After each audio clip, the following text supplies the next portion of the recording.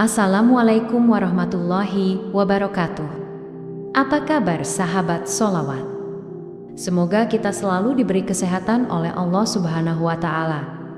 Pada video kali ini, kita akan mengisahkan tentang kisah yang terjadi pada masa kepemimpinan Sayyidina Umar bin Khattab. Tahun itu dikenal dengan Tahun Abu. Masyarakat Arab menderita masa paceklik yang sangat berat. Hujan tak lagi turun, tanaman pertanian mengering, banyak hewan ternak yang mati kehausan. Tanah tempat berpijak hampir menghitam layaknya abu. Keadaan saat itu sungguh memprihatinkan. Sudah menjadi kebiasaan bahwa hampir setiap malam, Khalifah Umar melakukan perjalanan secara diam-diam.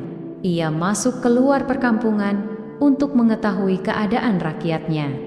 Malam itu ditemani sahabatnya Aslam, Khalifah Umar berjalan-jalan ke kampung terpencil yang berada di tengah gurun sepi.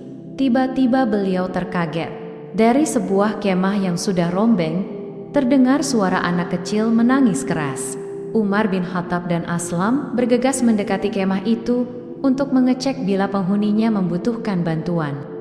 Sesampainya di depan tenda itu, Khalifah Umar bin Khattab pun mengucapkan salam. Assalamualaikum. Waalaikumsalam, jawab seorang wanita. Ibu itu sedikit mengabaikan dan kemudian melanjutkan pekerjaannya, yaitu sambil mengaduk panci. Kemudian Sayyidina Umar berkata, "Boleh aku mendekat?" "Silahkan, jika kau membawa kebaikan," jawab wanita itu.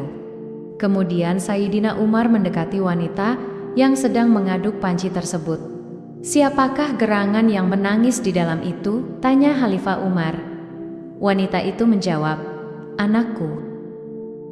"Kenapa anak-anakmu menangis? Apakah ia sakit?" tanya kembali Khalifah Umar.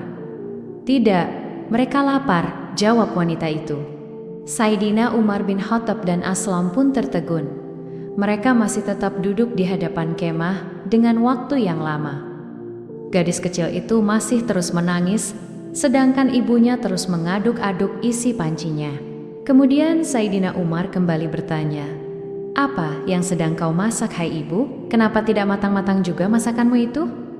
Wanita itu menjawab, "Kau lihatlah sendiri."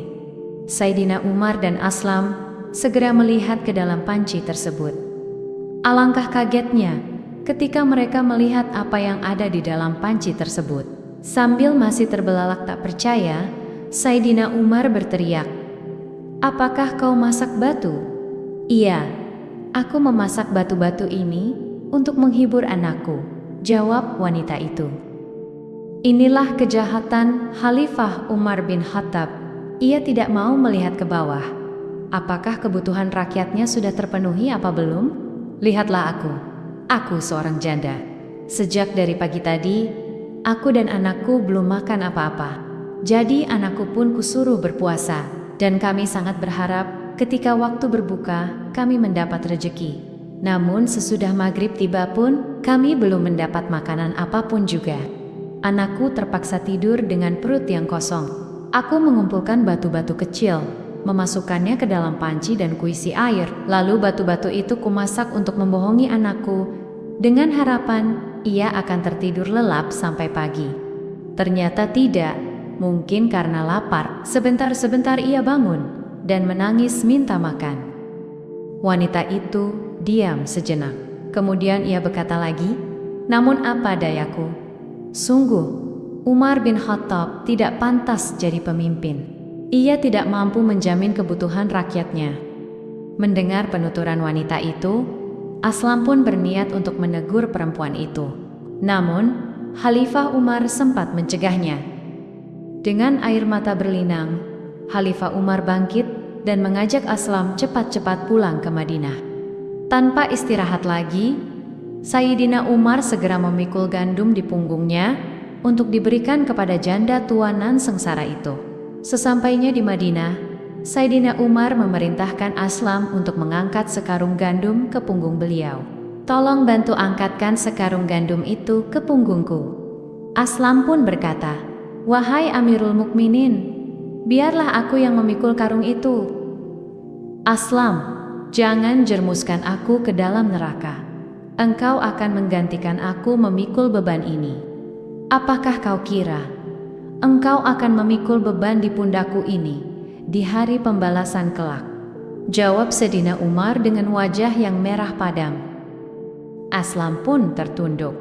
Dengan susah payah, Khalifah Umar berjuang memikul karung gandum itu. Angin dingin berhembus membelai tanah Arab yang sedang dilanda penceklik. Sesampainya di tempat wanita tersebut, Khalifah Umar langsung memberikan sekarung gandum dan membantu wanita tersebut untuk memasak. "Masukkan gandumnya, dan aku yang akan mengaduknya," kata Sayyidina Umar sembari meniup tungku untuk menghidupkan apinya. Setelah masak, Sayyidina Umar pun mengajak keluarga yang miskin itu untuk makan. Wanita itu pun memanggil anak-anaknya. "Kemarilah anakku, ayo kita makan." Sambil melihat mereka makan, Sayyidina Umar duduk tersenyum. Hatinya berasa lega karena melihat anak-anak kecil itu kembali gembira. Wanita itu pun berkata, "Semoga Allah membalas kebaikanmu dengan yang lebih baik. Engkau lebih baik dibandingkan Khalifah Umar." Sayyidina Umar berkata, "Berkatalah yang baik-baik. Besok temui Amirul Mukminin, dan kau bisa temui aku juga di sana. Insya Allah, ia akan mencukupimu." Pada keesokan harinya, datanglah ibu itu ke Baitul Mal. Sayyidina Umar pun menyambut dengan senyum bahagia. Ketika ibu itu melihat wajah Khalifah, dia menyadari bahwa orang yang membantunya semalam adalah Umar bin Khattab sang Amirul Mukminin. Wanita itu gemetaran dan terlihat ketakutan. Dengan rasa bersalah, wanita itu berkata, "Aku mohon maaf, aku telah menyupahi dengan kata-kata zalim kepada engkau. Aku sudah siap menerima hukuman yang akan ditimpakan." Sayyidina Umar berkata, "Ibu tidak bersalah, akulah yang bersalah selama ini. Aku berdosa membiarkan seorang ibu dan anak kelaparan di wilayah kekuasaanku. Bagaimana aku mempertanggungjawabkan di hadapan Allah? Sudi kiranya ibu memaafkan aku." Beliau masih sempat datang membawa makanannya sendiri, sekedar untuk memenuhi kebutuhan makanan wanita dan anaknya yang kelaparan. Demikian kisah Umar bin Khattab, sosok pemimpin tegas, namun beliau bersikap lemah lembut kepada rakyat kecilnya. Menjadi khalifah atau pemimpin, Sayyidina Umar tidak terlena dengan semua itu. Beliau selalu mengingat akan pertanggungjawabannya kelak di hadapan Allah Subhanahu wa Ta'ala.